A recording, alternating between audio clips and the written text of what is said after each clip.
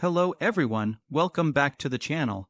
Today's story unfolds on the high seas, where chaos, fire, and sheer determination collide in one of the most daring naval operations of recent years.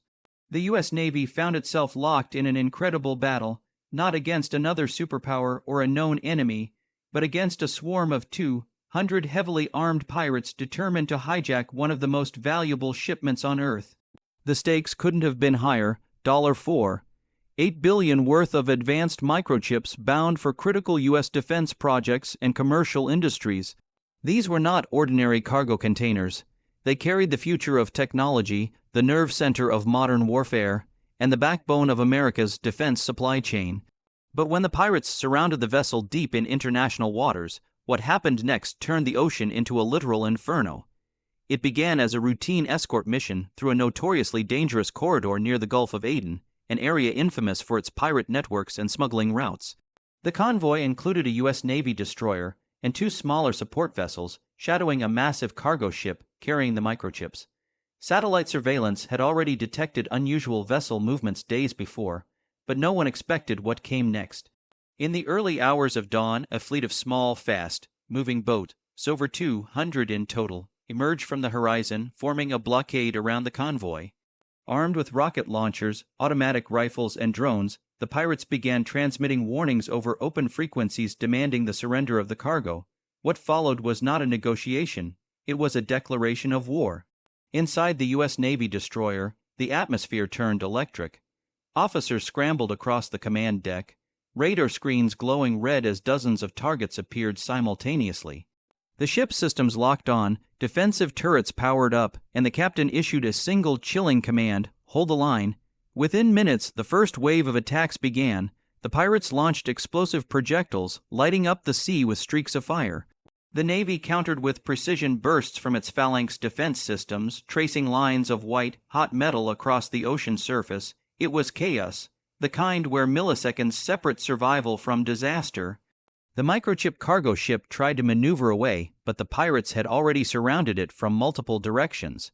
The battle quickly turned into one of the most intense surface skirmishes in modern naval history. Inside the ship, sailors could feel the vibrations of each blast shaking the hull. Smoke filled parts of the interior as a small fire broke out near the aft deck. Crew members worked tirelessly to contain it while maintaining radio communication with the destroyer. Amid the chaos, the commanding officers realized that the pirates' main goal wasn't ransom, it was sabotage.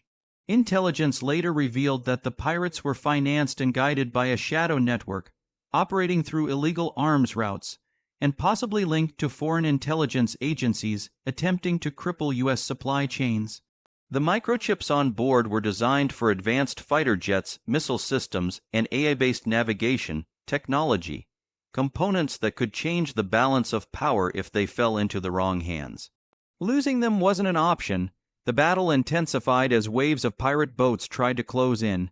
The Navy destroyer unleashed its full defensive arsenal: missiles, flares, and machine gun fire that turned night into day. Yet, even as the pirates' boats exploded in fiery plumes, more kept coming, relentless and fearless. Suddenly, one of the pirate boats managed to get close enough to launch an explosive drone. The drone slammed into the ocean near the cargo vessel's side, igniting a massive blaze that spread across the surface of the water. The sea itself seemed to catch fire, fuel from destroyed boats mixed with burning debris, creating a horrifying apocalyptic scene. Sailors described it as looking like the gates of hell had opened on the waves. The heat was so intense that it scorched paint off the sides of nearby ships. The Navy had to act fast before the flames engulfed the convoy. Emergency teams on the destroyer deployed firefighting drones and foam cannons to contain the burning slick. At the same time, naval helicopters were launched from a nearby carrier group to provide aerial support. From above, the pilots could see the sheer scale of destruction below: hundreds of burning boats, columns of smoke rising miles into the air, and the faint outline of the cargo ship struggling to maintain course. In one coordinated strike, the helicopters used guided missiles to take out the remaining pirate motherships coordinating the attack. Once those command vessels were destroyed, the remaining pirate boats began to scatter. The battle that had raged for nearly 4 hours was finally over. When the smoke cleared, the ocean was littered with wreckage. The U.S. Navy had prevented one of the largest attempted hijackings in modern history. Miraculously, the cargo ship was still afloat, though severely damaged. The microchips were intact, and the operation was deemed a success. But the cost was heavy. Several Navy crew members were injured, and 2 support vessels sustained significant damage. The aftermath left many wondering, who had the power and resources to organize an assault of this scale? Investigators traced the attack's coordination signals back to networks operating out of Eastern Europe and the Middle East, raising serious questions about whether this was a standalone piracy act or part of a larger geopolitical move against the United States. While the Navy recovered and repaired, another flashpoint reignited across the globe: the Crimea Bridge, a critical link between Russia and the annexed peninsula. Once again, the bridge found itself under a devastating attack that shook not just its structure, but the entire Russian strategic network. The explosion came without warning during early morning hours when the bridge was filled with military convoys transporting supplies to the southern front. Surveillance footage captured a massive flash of light followed by a thunderous shockwave that ripped through the span. Flames consumed the roadway, vehicles plunged into the water below, and the echo of the blast reverberated across the Black Sea. For Russia, it was déjà vu. The bridge had been hit before, but this strike was different. The precision and scale suggested something new, something far more sophisticated. For Russia, the Crimea Bridge isn't just an engineering structure. It's a symbol of control, pride, and connectivity to its annexed territories. Every time it's hit, it shakes the foundation of Russian confidence. This latest strike crippled supply routes vital to the war effort, forcing the Kremlin to reroute logistics and scramble emergency response teams.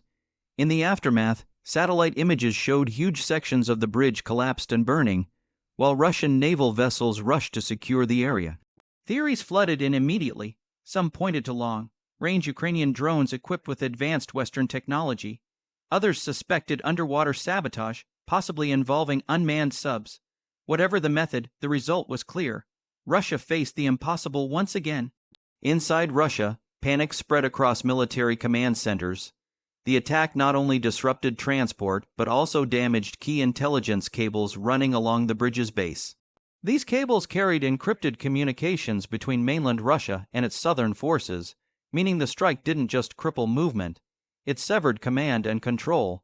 For Ukraine and its allies, this was a strategic masterpiece, a demonstration of precision warfare at its peak.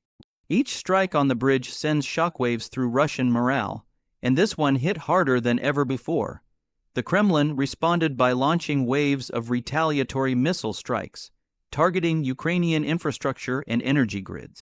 Yet, analysts noted a familiar pattern: anger and destruction, but no real progress.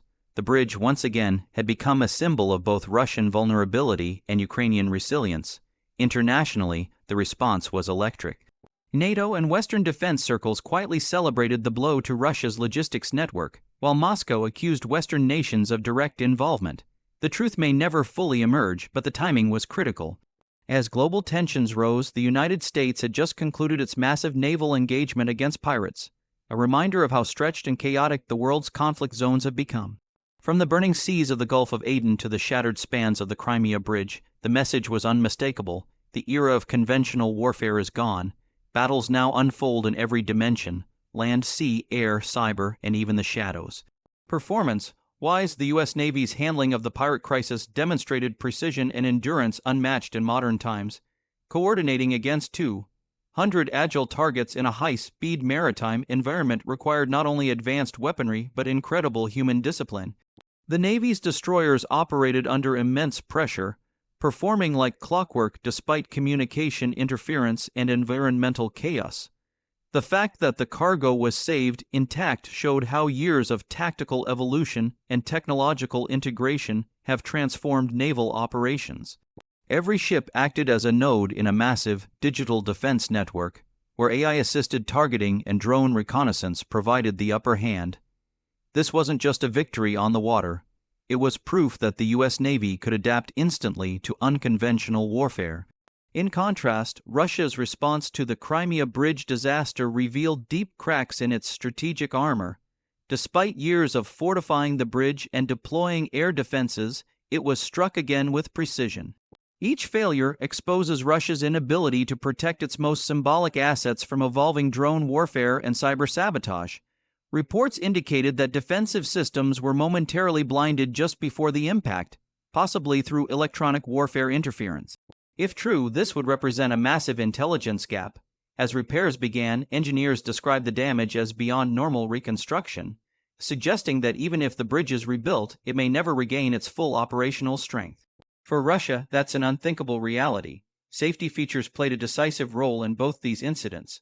On the U.S. side, automated fire suppression systems, reinforced hull designs, and electronic countermeasures saved countless lives during the ocean battle. The Navy's integrated defense shield allowed ships to repel simultaneous threats while still maintaining cargo protection. These technologies prevented what could have easily become a catastrophic loss. In Russia's case, the lack of redundancy in the bridge's safety protocols proved disastrous. The explosion severed not just structure but communication and fuel pipelines embedded within. It was a reminder that overconfidence in static defense can be a fatal flaw in modern warfare. The unique selling point of these twin crises lies in what they reveal about the future of conflict. The U.S. operation shows how non-state actors can now launch full-scale assaults rivaling conventional warfare, forcing nations to rethink maritime security. Meanwhile, the Crimea Bridge strike demonstrates that even superpowers are not immune to vulnerability. The battlefield has evolved from open combat to precision disruption, where a handful of drones or fast boats can rewrite the outcome of billion-dollar operations. The oceans are no longer safe, bridges are no longer unbreakable, and control is no longer absolute. The price of these events, both literally and figuratively, is staggering. The $4.8 billion in microchips aboard that cargo ship represent not only money but strategic dominance in artificial intelligence and defense technology. Had they been lost, the ripple effect would have reached industries across the world, from autonomous vehicles to missile guidance systems.